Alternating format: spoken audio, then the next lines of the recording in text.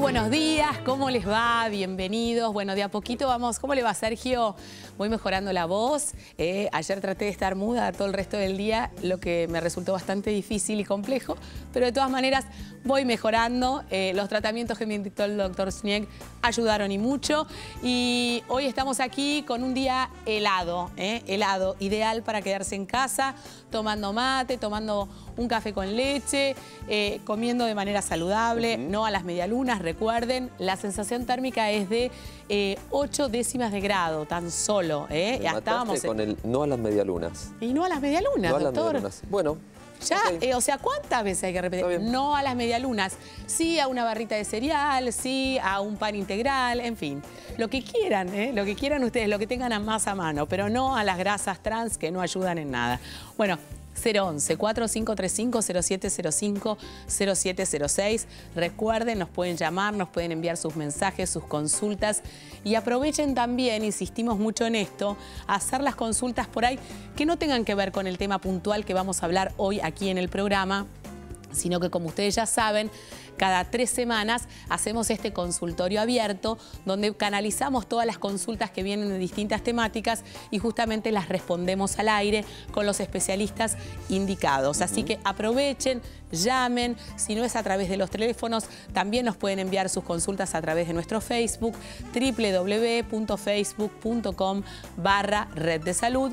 Nuestro Twitter, como siempre, @RedDeSaludTV. Y por último, nuestro mail, reddesalud@tvpublica.com.ar. Porque cuando preguntan y nosotros no lo contestamos en el momento, no significa que esas preguntas quedan perdidas en el éter, sino que las archivamos y las guardamos para esos programas. Bueno, es muy importante que vos te contactes con nosotros. Para nosotros también es de gran ayuda porque sabemos qué es lo que les está interesando, cuáles son las principales inquietudes y obviamente esto va cambiando, depende del estado del tiempo y también del momento del año, y por eso ayer hablábamos de la tos y hoy vamos a hablar de la bronquiolitis, uno de los temas que también ayer mencionábamos, que es una gran preocupación para todos los papás porque sabemos que es un riesgo real y muy importante en los primeros 2 años de vida, que lamentablemente inclusive hay bebés que fallecen producto de bronquiolitis no tratadas a tiempo, así que de eso vamos a estar hablando.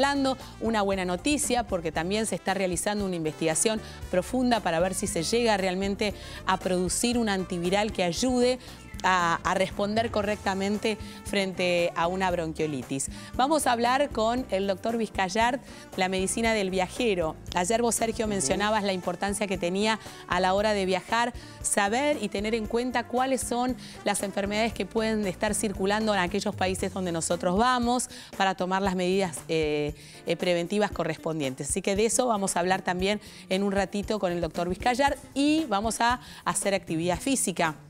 Siempre insistimos que en tu propia casa, en tu propio domicilio, tenés elementos o herramientas que te ayuden a ejercitarse. Bueno, hoy nos van a enseñar a realizar trabajos de coordinación con la escalera, que si no la tenés seguramente algún escalón está dando vuelta y lo podés utilizar para ejercitarse. Y después el doctor Snieg nos va a hablar sobre los ojos amarillos, la ictericia. Esto que uno escucha... Ictericia neonatal. Neonatal. Vamos a estar hablando sobre los chiquitos que se ponen amarillos y que se le ven los ojos amarillos. La ictericia de adultos como tengo yo, no. No, eso es otro tema. Vamos a hablar de la ictericia fisiológica, o sea, la ictericia normal. Bueno, ¿qué querés decir? ¿Viste? Me mandó al muere en 2 minutos y medio. Bueno, 011-4535-0705-0706. Recuerden, ahí nos pueden llamar. Y tenemos la encuesta de la semana. Arrancamos ayer. A propósito de las vacaciones de invierno, algunos dichosos en el interior del país ya tienen los hijos nuevamente en la escuela, porque empezaron las clases ayer. Pero otros todavía seguimos remándola.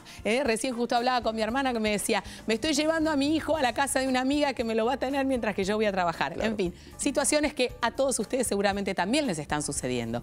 ¿Qué posibles causas de estrés afrontamos durante las vacaciones de invierno? Y te invito a que nos leas las opciones. Bien, la primera es estar obligado a llevar a los niños a entretenimientos todos los días. La segunda es tener que concurrir a lugares lugares que están colapsados de semejantes en la misma situación. O sea, vas a un lugar que está repleto de gente y decís, ¿para qué me metí acá? La tercera, tener que cambiar la rutina durante 15 días. O sea, empezar a buscar qué es lo que puedo hacer durante estos 15 días. Y eso me estresa. Y la última, las vacaciones no me generan ningún estrés. ¿Qué sería la opción? La saludable, digamos, para decirlo en pocas palabras. La que justamente las vacaciones rindan en el sentido que deben rendir, que tenga que ver justamente con el descanso, con la recreación, con la posibilidad de dejar de pensar en aquellas cosas que nos preocupan y nos ocupan y tratar de distendernos un ratito. Un descanso a la mente. Un descanso a la mente. Bueno, y es una muy buena noticia, nosotros lo celebramos en su momento, que tiene que ver con la ley de fertilización asistida. Mencionamos durante muchos años sobre la impotencia que generaba que esto resultara una oportunidad para muy pocos, porque tenía que ver o estaba íntimamente vinculado con lo económico y con los recursos económicos. Hoy por hoy en la Argentina, todas las familias que tienen dificultades para engendrar un bebé por distintos motivos tienen la posibilidad y acceden a través del sistema de salud pública con los distintos tratamientos de fertilidad que le pueden llevar a esa mujer a quedar finalmente embarazada. Claro, pero quedaban ciertas situaciones en el aire que no estaban reglamentadas aún. Claro, ayer se terminó de reglamentar la ley de reproducción médicamente asistida, que provee el acceso integral a todos los métodos para la consecución de un embarazo. Todos los métodos quiere decir donación o no donación de gametos, y el hecho que sea integral tiene que ver con no solamente lo estrictamente médico, sino lo que tiene que ver con la preparación previa, con lo médico, con lo posterior a lo médico, a la consecución del embarazo, a cómo continuar el embarazo y qué es lo que pasa con el bebé una vez que nace. Todo esto tiene que ver con el acceso integral que involucra múltiples disciplinas y es para mayores de 18 años, no tiene luego límite de edad y lo que se necesita es un consentimiento escrito. Y lo que durante 180 días los órganos que van a regir esto, que son el Ministerio de Salud y la Superintendencia de Servicios de Salud, van a mandar lo que serían los requisitos para que los lugares sean habilitados para esto. Sergio, te quiero hacer una consulta.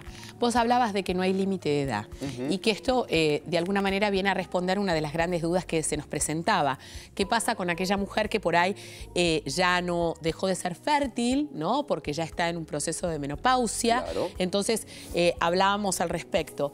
Esto, el servicio de salud le da como una cantidad de tentativas y luego ya está, hay un límite. ¿Cómo se maneja esa situación, sabes? No, específicamente eso no. Sí, lo que sé es que se pueden congelar gametos, se pueden congelar células, y esto tiene que ver con inclusive los menores de 18 años que saben que van a ser sometidos a un proceso, por alguna enfermedad, van a estar sometidos a algún tratamiento, como puede ser que se extraigan los testículos por algún tipo de tumor o por algún tratamiento que puede disminuir la fertilidad, por ejemplo tratamiento de radioterapia. Entonces se pueden congelar células y esto sí está previsto. Y también está previsto que si hay nuevos adelantos, estos sean incluidos dentro de la ley y que no haya que reprogramar nuevamente lo que tiene que ver con, bueno, esto va a ser aceptado o no va a ser aceptado. Todo esto va a estar regido por el Ministerio de Salud y por la Superintendencia de Servicios de Salud. Esto que acabas de aclarar es muy importante, porque si no, nuevamente volveríamos a una situación de desigualdad, porque la ciencia va avanzando permanentemente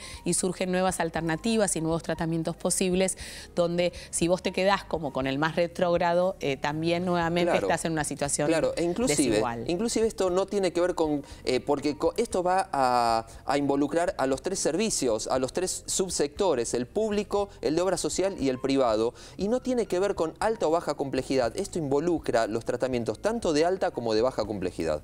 Bueno, yo no sé si a vos te pasa lo mismo, pero el doctor Vizcayar habla de la medicina del viajero y está bronceado y se nota que viene de viaje, es un desubicado, ¿eh? Casi como que... Él experimenta. Él va y después viene y nos cuenta. A ver, Dolores, te cuento, que en tal lugar, en el hemisferio norte, efectivamente, hace mucho calor y entonces hay que vacunarse para tal o cual cosa.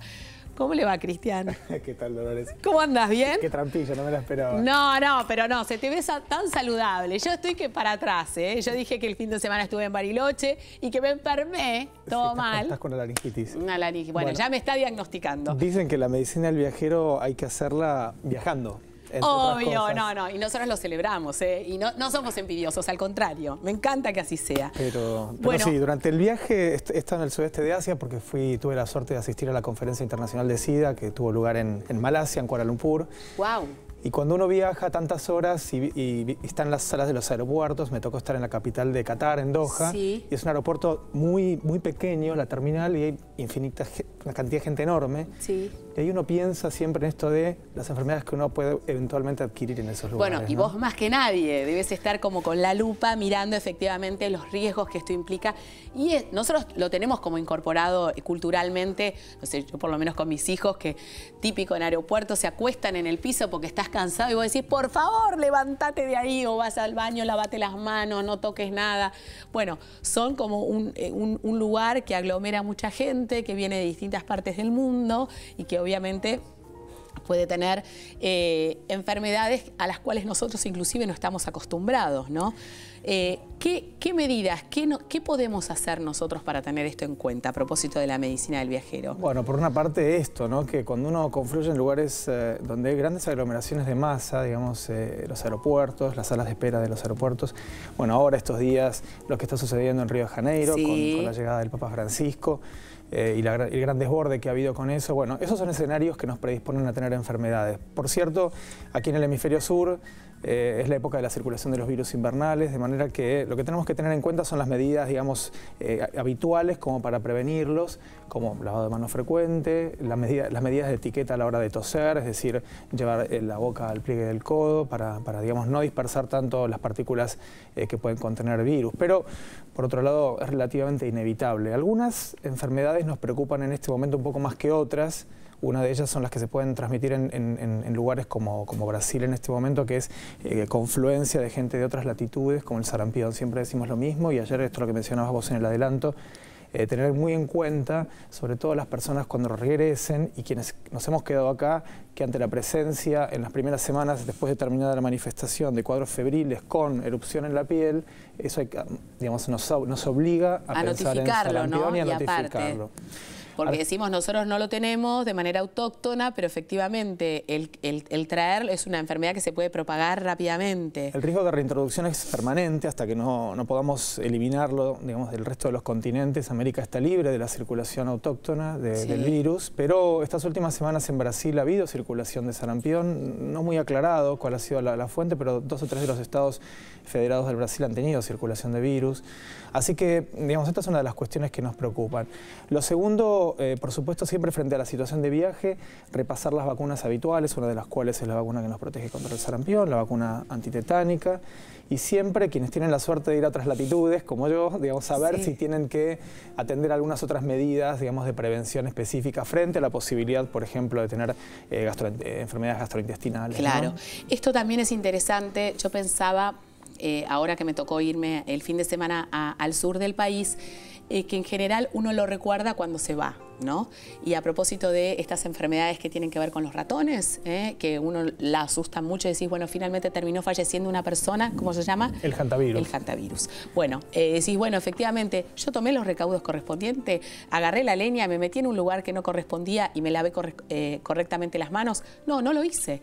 Entonces, recordar también esto, porque hay una gran cantidad de gente que viaja al sur de nuestro país, que está en contacto con otros escenarios no habituales para ellos, porque en general la gente del lugar no le ocurre, porque lo tiene más claro, ¿no? Sí, porque también en alguna medida al estar en contacto con estas infecciones, uno tiene que recordar siempre que las infecciones en general, la gran mayoría de las personas las va a tener y no va a saber que las tuvo. Claro. Entonces hay un cierto nivel basal de inmunidad frente a esas infecciones. Por supuesto que hay gente que se expone de manera profesional, quien a lo mejor manipula leña, como bien decís, está más expuesta. Respecto del hantavirus, vale la pena aclarar que en realidad es el comienzo de la primavera, el momento en el cual empieza a golpear, cuando empiezan, digamos, los ratones, el ratón colilargo, que se llama así, digamos, a proliferar y digamos, sale de la estación de invierno, y es el momento en el cual hay que tener más precaución a la hora de estar en lugares que han estado cerrados por varias semanas. Vos mencionabas todas las patologías que tienen que ver con la gastroenteritis porque uno cambia los hábitos, ¿no? Muchas veces al viajar cambia el lugar, cambia la alimentación, cambia el agua y todo esto genera un desajuste en el organismo. Sí, y es cierto que no siempre es posible, digamos, alimentarse de la manera que uno quisiera. Totalmente. Quiero decir, a mí me ha pasado en este viaje concretamente que obviamente trataba de evitar las comidas crudas, digamos, las verduras de hoja o las frutas que otros hubieran pelado y no las que uno pela por sí mismo. Claro. De manera que comer todos los días cocido y caliente era un desafío, y lo es. De hecho, esto es uno de los grandes problemas, o tomar hielo con las bebidas. Esto es lo que nos predispone a tener cuadros de gastroenteritis. A ver, vos lo tenés muy presente, pero quiero que nos lo recuerdes a todos. ¿Cuáles son estas medidas higiénico-dietéticas que nosotros debemos de tener presentes, más allá de después poder cumplirlas definitivamente o no, pero tenerlas presentes al menos? Sí, siempre hay que tener en cuenta que cuando uno más o menos se maneja dentro del ambiente de uno, a lo mejor si Argentina, que es un país tan grande, uno diría, bueno, si a lo mejor viajas a la provincia de San Juan o a la provincia de Río Negro, no te van a pasar grandes cosas, pero tal vez si vas al noroeste, donde a lo mejor la epidemiología de algunas enfermedades puede ser diferente, ahí ya hay que tener otras precauciones, ¿no? Si uno viaja a la quebrada de Humahuaca, tal vez hay que tener presente que, digamos, que el agua no es potable necesariamente, entonces tiene que tomar agua envasada, tener cuidado con los alimentos que uno ingiere, es decir, concretamente evitar las verduras de hoja cruda, evitar las frutas si uno no las pela uno mismo. Hay un dicho en medicina del viajero que es: cocínelo, hiérvalo, lávelo, pélelo o deséchelo, digamos, no lo coma. Directamente. Y después el hielo, a veces uno no lo tiene presente, uno se pide una bebida con 40 grados de temperatura, no sé, estamos en otra parte y la bebida, a lo mejor es una bebida enlatada que es segura, pero resulta que el hielo está fabricado con agua contaminada, o a lo mejor se contaminó durante la manipulación, digamos, ¿no? Bueno, son pequeños detalles que hacen, digamos, que son definitivamente muy importantes porque hace que nosotros finalmente nos enfermemos, y como siempre decimos, enfermarse fuera del ámbito donde uno vive siempre genera una angustia extra, porque no está tu hospital cerca, no está tu salita cerca, no tenés a mano el médico que te brinda la confianza necesaria. Y por ende, esto nos angustia mucho, y siempre nos cuenta Cristian fuera de cámara que hay gente que viaja, o que le toca viajar mucho por trabajo, que termina llamando a su médico aquí en nuestro país, o en su zona o en su provincia, por la desesperación de que la lectura o la visión de las cosas puede ser diferente también, ¿no? Sin dudas, no en todos los lugares la calidad de atención médica es buena. Por ejemplo, muchas veces los propios colegas en otras latitudes, frente al hecho simple de una mordedura de un animal, como digamos, yo he estado en Tailandia. Tailandia es uno de los lugares donde más rabia canina hay. Y los propios médicos a lo mejor no son conscientes de que eso puede ser una mordedura, es una situación para tener muy en cuenta por el riesgo de transmisión de rabia. Y entonces esto no siempre sucede, de manera que lo que vos hablás, hay dos cosas que me resultan muy interesantes: esto que vos mencionás y lo que se llama el shock cultural. Uno, cuando está lejos de casa, independientemente de que esté por vacaciones, peor si está por trabajo y peor todavía si está por una larga temporada, existe ese cambio enorme de lo que significa una cultura completamente diferente, donde los códigos son absolutamente distintos. Eso es causa de depresión. Esto está bien establecido, se llama así, síndrome de shock cultural, que es lo que produce otra cultura en quienes formamos parte de una diferente, ¿no? Sí, y aunque parezca ridículo pensar que el libro del médico es siempre el mismo en todas partes del mundo, no siempre lo es, porque la lectura clínica o el análisis clínico que puede hacer un médico en otra parte responde a la realidad que él vive en ese lugar, y no tiene que ver con lo que a uno posiblemente le pasa, que viene de su país, con otra base, con otra situación, y posiblemente inclusive venga enfermo desde la Argentina, ¿no? Así es. Creo que nosotros tenemos un estándar, digamos, de salud lo suficientemente bueno como país como para tener en cuenta estas situaciones, y un espacio como este donde nosotros podemos decir, bueno, vas a viajar, asesorate, preguntá. No se trata de grandes cosas en general, son cosas simples, mínimas, como para tenerlas en la cabeza. Quien consulta es el que está prevenido ya. Por supuesto. Uno tiene que ver con la vacunación. Cristian lo decía recién, fundamental revisar este carnet de vacunación, saber si estamos al día, si necesitamos una extra dosis, averiguar a ver dónde vamos y si ahí hay que tomar un recaudo particular. Y lo más importante, el tema de la higiene y de la alimentación, saber qué es lo que comemos y cómo lo comemos, ¿no? Sí, y algunas cosas extras, como lo que mencionábamos, la mordedura de animales o la picadura de algunos insectos que nos pueden traer algunas complicaciones, como el dengue, la malaria o paludismo. Sí. Es decir, algunas cosas que se adaptan según el destino en el que uno viaja, ¿no? Digamos, quienes tienen suerte de viajar a lugares más o menos exóticos como el doctor Vizcayart. Bueno, bueno, obvio. Y la tiene. Bueno, tenés consulta, llamanos 011-4535-0705-0706, www.facebook.com/Red de Salud. Está Sergio con consultas que llegan justamente a través del Facebook, que las va a ir respondiendo, y si después hay consultas respecto a este tema, las iremos respondiendo con el doctor Vizcayart después de la pausa. Te escuchamos, Sergio.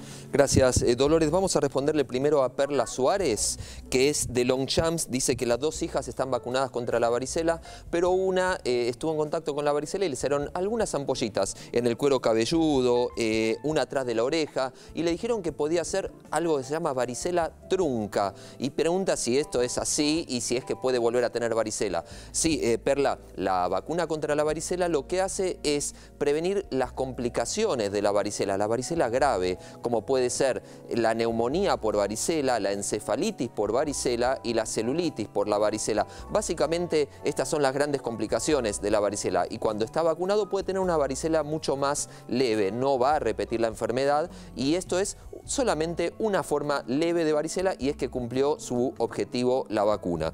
Y vamos a responderle a Débora Raquel Fernández, que es de Mar del Plata. Dice que escuchó sobre el tema del nebulizador ultrasónico, que yo siempre hablo, que no cumple el 100% del objetivo para el cual está hecho, y pregunta cuáles son las limitaciones. Las limitaciones son, en chicos muy chiquitos, el ultrasónico, como son partículas muy pequeñas, entran muy adentro del pulmón y pueden causar un efecto paradojal. Esto quiere decir que llenan mucho más de secreciones el árbol bronquial. Entonces no serviría en los chicos chiquitos. Y por otro lado, el nebulizador ultrasónico no sirve para vehiculizar remedio. Cuando a vos te dan un remedio y que hay que nebulizarlo, no sirve el ultrasónico, sí sirve el viejo nebulizador de pistón. Si vos tenés dudas, ¿cuál es el que estoy usando? ¿El ultrasónico o el de pistón? El ultrasónico es el que hace muy poquito ruido, y el remedio y la solución fisiológica se pone directamente en el aparato y lanza como una nube. El viejo de pistón es el que el remedio y la solución fisiológica se pone cerca de la pipeta. Estas son las grandes diferencias que tiene, como para que vos sepas diferenciar si tenés uno o tenés otro. Bueno, gracias, Sergio. Y es interesante porque la semana pasada también hablábamos mucho al respecto del nebulizador, de si efectivamente sirve o no sirve, y todos los médicos en general, inclusive el propio Sergio, coincidían que el nebulizador no cumple la función que nosotros pensamos que cumple, y que por ahí tenemos medidas en casa, como por ejemplo el vapor de la ducha, que son mucho más efectivas. Tenemos que hacer la pausa. Después estaremos hablando de la actividad física, la coordinación y la posibilidad de utilizar la propia escalera que tenés en tu casa, después de la ictericia neonatal, como dice el doctor. Y también será tema en el programa de hoy la bronquiolitis. No te lo pierdas, ya venimos.